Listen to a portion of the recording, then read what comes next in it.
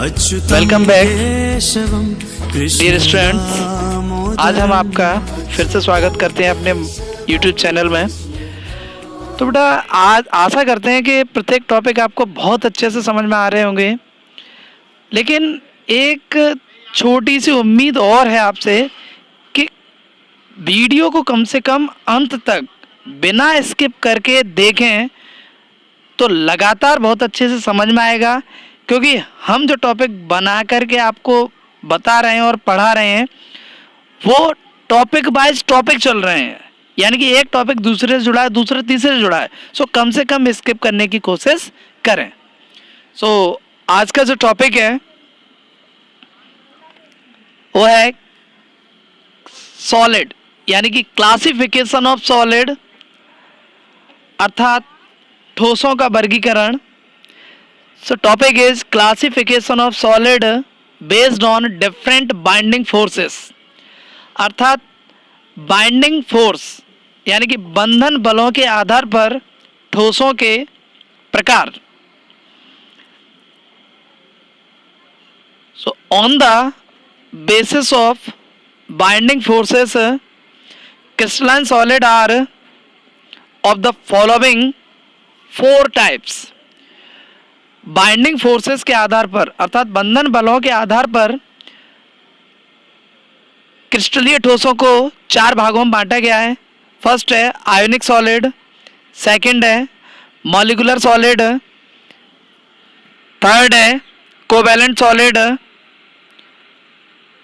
Fourth है metallic solid. सो ये ठोसों के चार प्रकार आपके सामने आपको शो हो रहे हैं। पहला है आयनिक ठोस, दूसरा आणविक ठोस, तीसरा सहसंयोजक ठोस और चौथा है धात्विक ठोस। तो चारों टॉपिकों को हम इसके लक्षणों सहित यानी कि इसके जो स्पेशल कैरेक्टर होते हैं उनके द्वारा प्रॉपरली समझाने की कोशिश करेंगे कि इन चारों के अंतर्गत क्या क्या चीज़ें इंक्लूड की गई हैं और किस तरीके से ठोस बनते हैं। So first solid is ionic solid. Define is those type of solid whose structural units are ions, negative and positive. It is called ionic solid. For example, NaCl, ZnCl2, etc. Ionic solid अर्थात आयनिक ठोस वे ठोस जिनकी संरचनात्मक इकाइयाँ ions होती हैं आयनिक ठोस कहलाते हैं। और आयंस दो प्रकार के हैं यहाँ, एक धनात्मक और एक ऋणात्मक, अर्थात धनायन और ऋणायन। अर्थात वे ठोस जो धनायन और ऋणायनों से मिलकर के बने होते हैं आयनिक ठोस कहलाते हैं। इसका उदाहरण है सोडियम क्लोराइड और zinc chloride.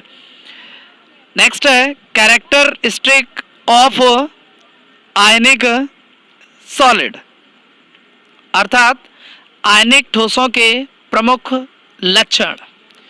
So first point is these solids have hard and brittle in nature. Second, these are non-volatile due to high heat or vaporization.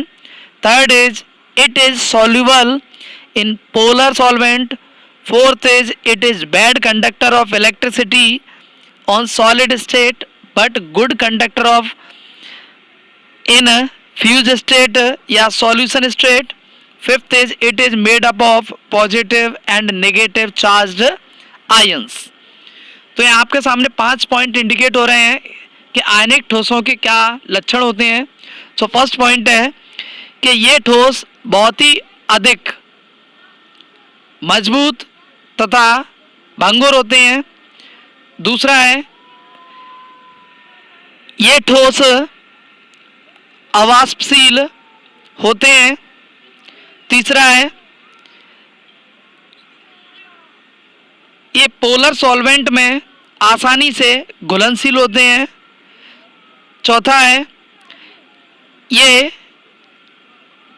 ठोस अवस्था में विद्युत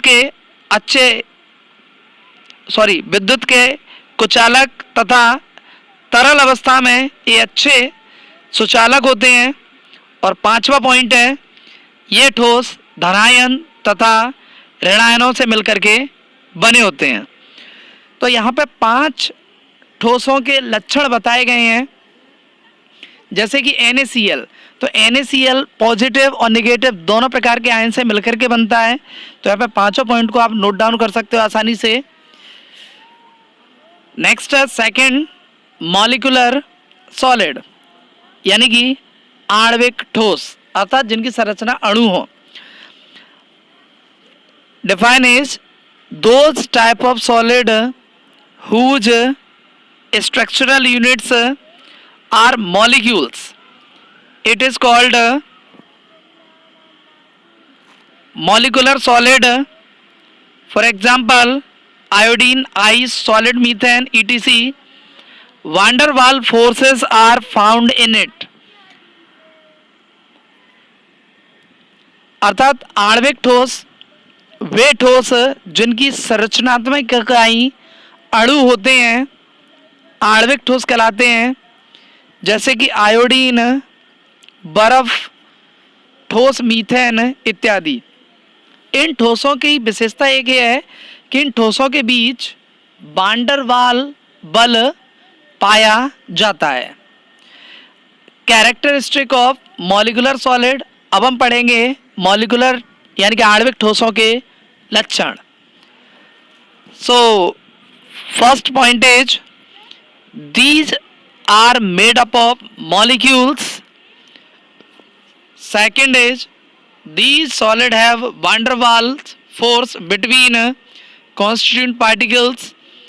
Third is these solids are soft. Fourth is these have low melting and boiling point.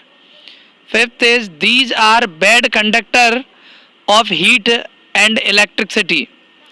So 5 point हैं आणविक ठोसों के। ये पांचों के जो लक्षण हैं वो बता रहे हैं कि पहला पॉइंट है, ये ठोस अणुओं से मिलकर के बने होते हैं। दूसरा, इन ठोसों के बीच वान डर वाल बल पाया जाता है। तीसरा पॉइंट है, ये ठोस मुलायम होते हैं। चौथा पॉइंट है, ये ठोसों का गलनांक बिंदु तथा क्वथनांक बिंदु कम होता है। और पांचवा बिंदु है, ये विद्युत तथा ऊष्मा के कुचालक होते हैं। तो उम्मीद करते हैं कि 5 पॉइंट जो समझाए गए हैं वो आपको बहुत अच्छे से समझ में आए होंगे, क्योंकि मॉलिक्यूलर सॉलिड का एक ही मतलब है कि मॉलिक्यूल्स अर्थात अणु, ऐसे ठोस जो अणुओं से मिलकर के बने होते हैं आणविक ठोस कहलाते हैं। अब हम पढ़ेंगे तीसरे टाइप का सॉलिड, यानी कि थर्ड, कोवैलेंट सॉलिड, यानी कि सह संयोजक ठोस। So those type of solid whose constituent units are atoms, it is called covalent solid. Covalent solid bond are found in it. These solids have giant interlocking structure, hence these are also called network solid. For example, diamond, graphite, silica, etc. Covalent solid यानी कि सह संयोजक ठोस। यहाँ सह संयोजक का अर्थ है सह संयोजक, यानी कि एक साथ मिलकर के बने हैं, जो बहुत ही ज़्यादा दृढ़ता से बने हैं। तो वे ठोस जिनकी संरचनात्मक इकाइयाँ अणु होते हैं सह संयोजक ठोस कहलाते हैं। इन ठोसों के बीच सह संयोजक बंध पाया जाता है। ये ठोस दैत्याकार संरचना के रूप में जुड़े रहते हैं, यानी कि जायंट इंटरलॉकिंग के रूप में जुड़े रहते हैं। इसलिए इस प्रकार के ठोसों को नेटवर्क सॉलिड यानी कि जालनुमा ठोस कहते हैं, जैसे कि डायमंड, ग्रेफाइट, सिलिका इत्यादि। डायमंड यानी कि हीरा, हीरा जो है ना सबसे ठोस सॉलिड के रूप में जाना जाता है। अब हम पढ़ेंगे इसके लक्षण यानी कि कैरेक्टरिस्टिक ऑफ कोवैलेंट सॉलिड, अर्थात सहसंयोजक ठोसों के लक्षण. So first point is these are made up of atoms. Second, these are very hard and brittle. Third, due to presence of network, these solids have high melting and boiling point. Fourth, due to high heat of vaporization, they are non-volatile. Fifth is these are bad conductor of heat and electricity. अर्थात सहसंयोजक बंध ठोसों के लक्षण. पहला point है कि ये ठोस अणुओं से मिलकर के बने होते हैं. दूसरा है ये ठोस अत्यधिक जटिल तथा भंगुर नेचर के होते हैं, अर्थात प्रकृति के होते हैं. तीसरा है इन ठोसों में जाल जैसी संरचना पाए जाने के कारण इनके अंदर अधिक गलनांक बिंदु तथा क्वथनांक बिंदु पाया जाता है, यानी कि इनका गलनांक बिंदु तथा क्वथनांक बिंदु अधिक होता है. चौथा पॉइंट है ये अधिक हीट होने के कारण अवाष्पशील होते हैं. पांचवा है ये ऊष्मा तथा विद्युत के कुचालक होते हैं. तो उम्मीद करते हैं बेटा ये 5 लक्षण जो कि सहसंयोजक ठोसों के बताए गए, इसमें एक बहुत अच्छी बात है कि हीरा का उदाहरण अगर दिया जाए तो बहुत अच्छे से समझ सकते हैं. अब हम पढ़ेंगे फोर्थ पॉइंट, मेटेलिक सॉलिड अर्थात धात्विक ठोस. सो those type of solid whose structural units are metal atoms, it is called metallic solid. The interparticle forces in these solids are metallic bond. The attraction forces between electron positively charged part is called metallic bond. For example, copper, nickel, gold, silver, iron, etc. धात्विक ठोस नाम से ही समझ रहे होगे, धातु अर्थात वे ठोस जिनकी संरचनात्मक इकाई धात्विक अणु होते हैं, धात्विक ठोस कहलाते हैं. इन ठोसों के बीच अंतराण्विक बल पाया जाता है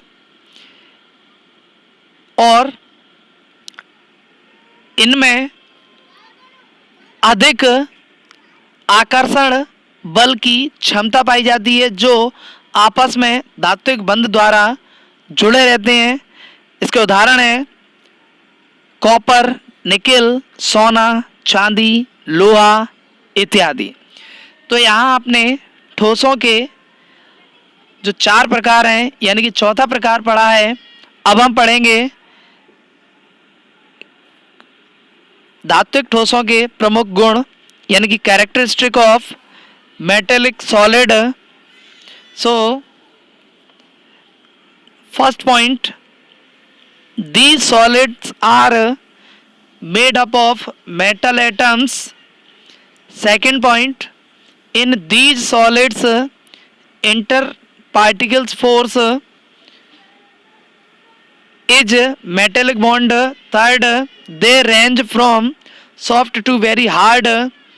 For example, sodium is very soft and osmium is very hard.